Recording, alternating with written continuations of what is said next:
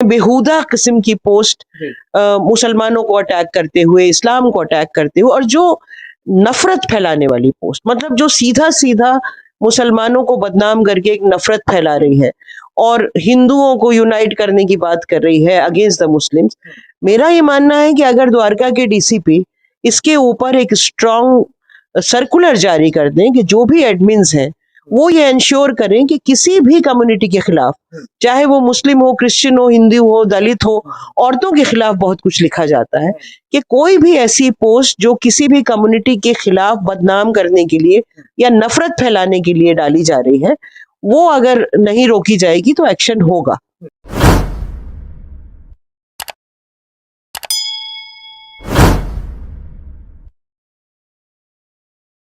Social media एक ऐसा आसान जरिया हो गया है कि जिसके जरिए आप लगातार किसी को भी निशाना बना सकते हैं, और इस दौर में खास तौर से मुसलमानों को सोशल मीडिया के जरिए निशाना बनाया जा रहा है। इसी पूरे मुद्दे पर आज बातचीत कर रहे हैं अनहद की बानी शबनम हाशमी से, जो कि इस वक्त हमारे साथ मौजूद हैं। सबसे पहले आपसे ये जानना चाह रहा हूं कि जिस तरह से ये हालात चल रहे हैं, इसमें लगातार हम देख रहे हैं व्हाट्सएप के जरिए, इंस्टाग्राम के बड़े बड़े पेजेस के जरिए, ट्विटर के जरिए एक विशेष धर्म को, समुदाय को टारगेट करने की कोशिश की जा रही है, भद्दे पोस्ट उनके खिलाफ डाले जा रहे हैं। इस पर आपका क्या कहना है, प्रतिक्रिया क्या है? देखिए, एक बड़ी जो राजनीति है इस देश को हिंदू राष्ट्र बनाने की, उसका एक हिस्सा है, और ये कभी बहुत बढ़ जाता है, कभी कम हो जाता है, लेकिन खास तौर से जब जैसे अभी यूपी में पॉपुलेशन कंट्रोल बिल लाया गया, तो उससे रिलेटेड जितनी पोस्ट आरएसएस वाले जो उसको प्रोड्यूस करते हैं, वो एकदम से आप देखेंगे सब तरफ वो सर्कुलेट होने लगती है। ये खुद से नहीं होता है, ये बाकायदा सुनियोजित ढंग से, प्लान तरीके से ये सारी चीजें होती हैं। चाहे वो सल्ली डील्स का मामला हो, जिसमें इतनी सारी यंग लड़कियों के को उन्होंने आपने उनका डाल दिया कि जिस तरह ऑक्शन करने के लिए, या लगातार जो हम सोशल मीडिया पे देखते हैं अलग अलग तरह से अटैक, और वो सिर्फ मुसलमानों पे नहीं होते, वो अटैक मुस्लिम पे भी है। जब आपको मुसलमान को टारगेट करना है तो मुस्लिम पे है, आपको औरत को टारगेट करना है तो औरत पे है, क्रिश्चियंस पे है, दलित्स पे है, और फिर सारे आर्टिस्ट और इंटेलेक्चुअल्स पे, उनको अर्बन नक्सल या माओइस्ट कह के। मतलब ये कि जो भी सेक्शन इनके साथ नहीं है, जो सत्ता में बैठे हैं, उनको किसी ना किसी तरह टारगेट करते रहना है, और मुसलमान सबसे बड़ी माइनॉरिटी है, इसलिए उस पे जो हमला है वो सबसे ज्यादा है और लगातार रहता है। इसमें एक चीज और देखी गई है कि जिस तरह से सुल्ली डील्स का आपने जिक्र किया है, वो इस वक्त एक ऐसा इशू है जिसमें लगातार उन मुस्लिम महिलाओं को टारगेट किया जा रहा है जो बहुत एक्टिव हैं, खासतौर से सोशल मीडिया पर, ट्विटर पर, जिनकी आवाज लाखों करोड़ों लोग सुनते हैं। तो क्या आपको ये लगता है कि ये एक पूरा संयोजित है, प्री प्लान्ड है, या इसमें कोई और इशू आपको नजर आ रहा है?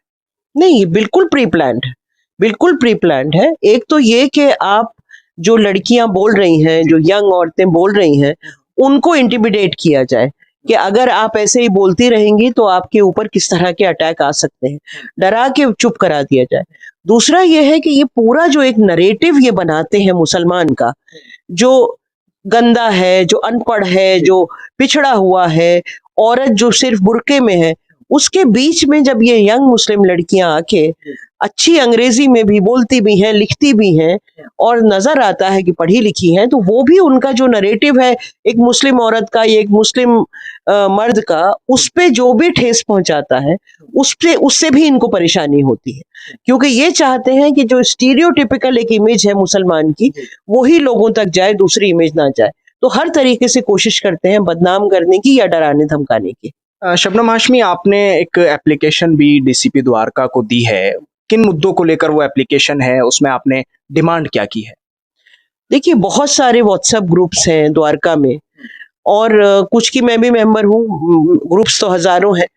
तो उनमें एक ग्रुप है जिसमें लगातार इस तरह की चीजें आती रहती हैं। मैं बहुत ज्यादा तो व्हाट्सएप अब देखती नहीं हूँ, क्योंकि सैकड़ों मैसेजेस आते हैं, कई बार नजर पड़ जाती है। मुझे याद है कई महीनों पहले मैंने 2-3 बार उस पे लिखा भी कि इस तरह की पोस्ट जो है ये ठीक नहीं है डालना ग्रुप पे। लेकिन कल मैं देख रही थी ऐसे ही एक बहुत ही, जिसे कहते हैं बेहुदा किस्म की पोस्ट मुसलमानों को अटैक करते हुए, इस्लाम को अटैक करते हुए, और जो नफरत फैलाने वाली पोस्ट, मतलब जो सीधा सीधा मुसलमानों को बदनाम करके एक नफरत फैला रही है और हिंदुओं को यूनाइट करने की बात कर रही है अगेंस्ट द मुस्लिम्स। तो मुझे लगा कि मतलब ये तो रुक नहीं रहा, ना एडमिन रोक रहे हैं, एडमिन भी वहां पे 3-3 है उनका, उसके उस पोस्ट के बाद भी और कई पोस्ट उसी तरह की। तो मैंने कल डीसीपी जो है द्वारका के, उनको उसके स्क्रीनशॉट्स लेके मैंने व्हाट्सएप किया और उसके बाद फिर मैंने ट्वीट भी किया उसको। मतलब मैंने वो स्क्रीनशॉट्स तो नहीं शेयर किए क्योंकि जो नफरत की चीज है उसको और शेयर करने से नफरत बढ़ती है, उससे कोई फायदा नहीं। लेकिन मैंने वो सारे फिर उनका सुबह ट्विटर पे ही इनबॉक्स में मैसेज आया था कि आप ईमेल कर दीजिए, तो सुबह मैंने वो कंप्लेंट पूरा ईमेल किया है with all the screenshots to DCP. मेरी देखिए मांग यही है, वैसे तो ये क्रिमिनल ऑफेंस है और इसमें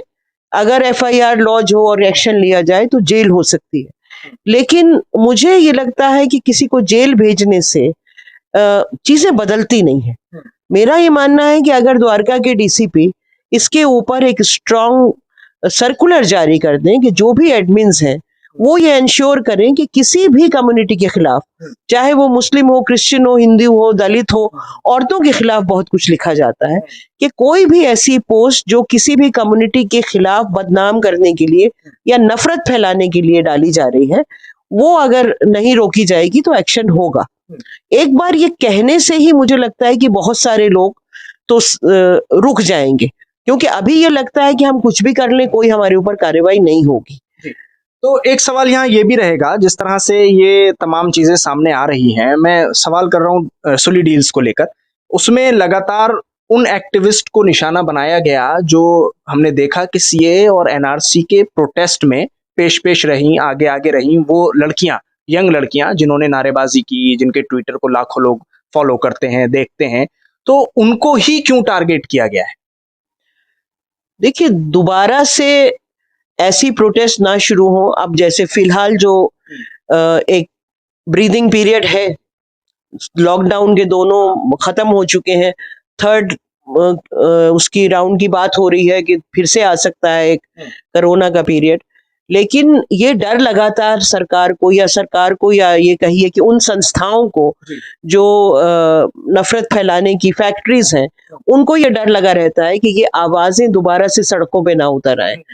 तो सड़कों पे आप ना उतरें, इसलिए लगातार ये धमकियां दी जाती हैं। और दूसरी एक बहुत समझने वाली बात यह है कि ये जो पूरी सोच है,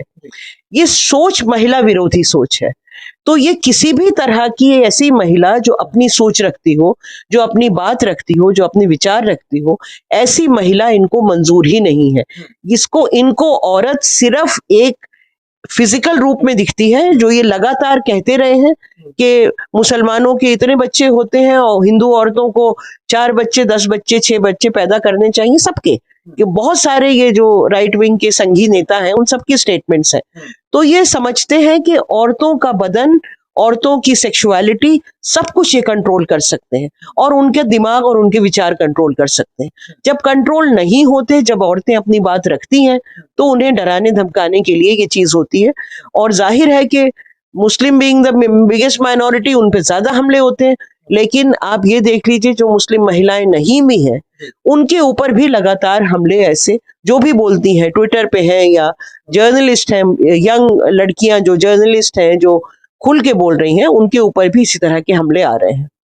बहुत बहुत शुक्रिया शबनम हाशमी इस पूरे मुद्दे पर INN चैनल से बातचीत करने के लिए। तो जिस तरह सुली डील्स हो या उसके अलावा व्हाट्सएप ग्रुप्स हों जिनका जिक्र शबनम हाशमी कर रही हैं, और इंस्टाग्राम के हजारों ऐसे पेजेस हों जिनको हमने खुद देखा है, उनके जरिए एक ऐसी नफरत और एक ऐसा प्री प्लान्ड एक प्रोग्राम तैयार करने की ये कोशिश कि जिसके जरिए महिलाओं की आवाज को दबाया जा सके, खास तौर से क्योंकि मुसलमान एक बड़ी माइनॉरिटी है, बड़ी तादाद में है, तो ज्यादातर फोकस मुसलमान महिलाओं पर है, उनकी आवाज दबाने की कोशिश है। शबनम हाशमी का साफ तौर पर कहना है कि अगर पुलिस इसमें अपनी जिम्मेदारी निभाए और एक बार सिर्फ उनके खिलाफ ये बयान जारी कर दे कि अगर इस तरह की चीजें नहीं रुकी और एडमिन्स ने इस पर रोक नहीं लगाई, तो उनके खिलाफ सख्त कार्रवाई होगी। उम्मीद है कि ये तमाम चीजें रुकती नजर आएंगी। दिल्ली से INN चैनल के लिए साहिल नकवी।